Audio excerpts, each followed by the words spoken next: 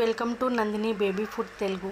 నేను మీ నందిని. ఈరోజు వీడియోలో వచ్చేసి పిల్లలకి పెట్టుకుని హెల్దీ రెసిపీని చూపించిపోతున్నానండి. అది కూడా చాలా అంటే చాలా సింపుల్గా ఈజీగా చేసుకునే రెసిపీ. అలాగే పిల్లలు వెయిట్ గెయిన్ అవుతారు కూడా ఇలా పెట్టడం వల్ల. ప్రిపేర్ చేసుకుంటాం కూడా చాలా అంటే చాలా తక్కువ సమయం పడుతుందండి. రెసిపీ వచ్చేసి 8 నెలల చిన్నారుల నుంచి 2 years వరకు పెట్టుకోవచ్చండి.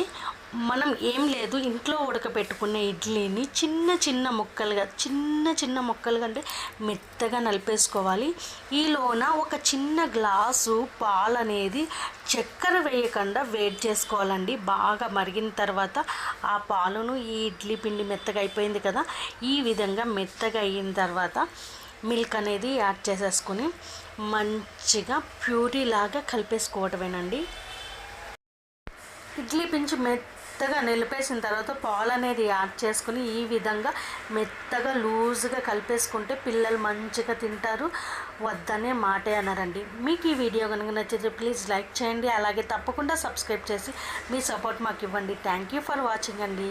Thank you so much.